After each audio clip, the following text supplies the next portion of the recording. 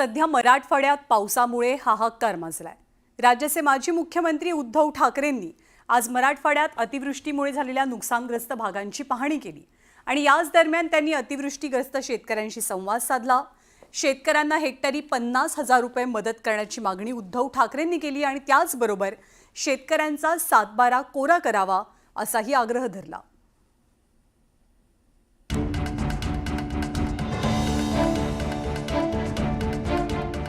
गुरुवारी उद्धव बाळासाहेब ठाकरे पूरग्रस्त भागात पोहोचले आणि त्यांनी शेतकऱ्यांशी संवाद साधला। हे सगळं बघितल्यानंतर साधारणतः तुम्हाला काय वाटतं किती कमीत कमी सरकारनं आम्हाला हेक्टरी 50,000 रुपये द्यावे आणि कर्जमाफी करावी सर्वसाधारण। आमच्या हातात तर काहीच नाहीये, पण एवढंच आहे की काही नसलं तरी तुम्हाला साथ सोबत करायला आलेलं आहे। फक्त कोणी खचू नका आणि वेडवाकडे काही पाऊल उचलू नका। मुसळधार पावसामुळे मराठवाड्यात शेतीचं प्रचंड नुकसान झालंय। पुराच्या पाण्यानं सारं काही हिरावून घेतलंय। या पूरग्रस्तांनी ठाकरेंसमोर आपली व्यथा मांडली तर उद्धव ठाकरेंनी सुद्धा नुकसानग्रस्तांना धीर दिला। पीक विम्याची सुद्धा रक्कम ही पूर्ण आताच मिळालं पाहिजे। आता सुद्धा जर पीक विम्याची रक्कम मिळणार नसेल तर उपयोग काय, कशाला करायचा तुम्ही म्हणून फक्त एकच सांगतो की आज माझ्या हातामध्ये काही नाहीये। मी तुम्हाला फक्त धीर आणि विश्वास द्यायला आलोय की तुमच्यावरती मी अन्याय होऊ देणार नाही, हा विश्वास तुम्हाला द्यायला आलोय। राज्य सरकारनं पूरग्रस्तांसाठी 2,215 कोटींची आर्थिक मदत जाहीर केली आहे, पण आता तोच धागा पकडत उद्धव ठाकरेंनी सरकारला जाब विचारलाय।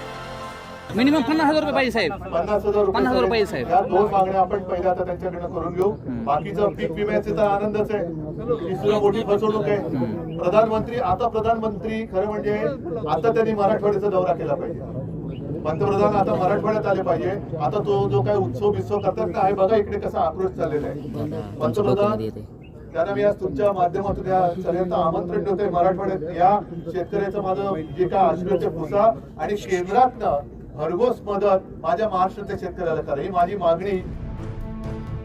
एकीकडे शेतकरी पुराच्या संकटात अडकलाय तर दुसरीकडे बँकांनी कर्जवसुलीसाठी शेतकऱ्यांना नोटिसा पाठवायला सुरुवात केली आहे। यावरनं उद्धव ठाकरेंनी संताप व्यक्त केला। बँकेच्या वसुलीच्या नोटीस आलेल्या आहेत, या सगळ्या नोटिसा एकत्र करून मुख्यमंत्र्यांकडे पाठवून द्या। सगळ्या एकत्र करा आणि आमच्याकडे द्या। आपण मुख्यमंत्र्यांना सांगू की बाबा हे सगळं तुम्ही भरा। आता सगळे त्यांचे घोषणा खूप मोठे आहे, पण जर का या नोटिसा बँकेने थांबवल्या नाही तर या नोटिसांची होळी करावी लागेल। याच्या सगळ्या नोटिसा एकत्र करून मुख्यमंत्र्यांना आपण पाठवू। फक्त तुम्ही खचू नका, आम्ही तुमच्या सोबत आहोत।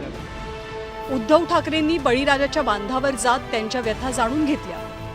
उद्धव ठाकरेंच्या दौऱ्यानंतर पूरग्रस्त शेतकरी काय म्हणाले तेही पाहूया।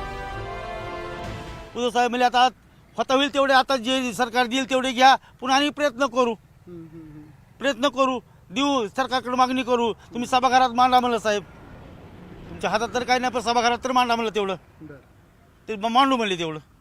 ते येऊन गेलं, दिलासा वाटला का तुम्हाला? दिलासा जरा वाटणार की आता आम्हाला, थोडा तर वाटणार की आता। काय ही करू नका, गडबड करू नका, दम धरा, उली घ्या तवर, ही काढा बाहेर शेतातल्या तवर, उली बघू माझ्यापाशी प्रयत्न करतो मी म्हणले, एवढं म्हणले आणि गेले। तर इकडे सत्ताधाऱ्यांनी मात्र उद्धव ठाकरेंच्या दौऱ्यावर बोचरी टीका केली आहे।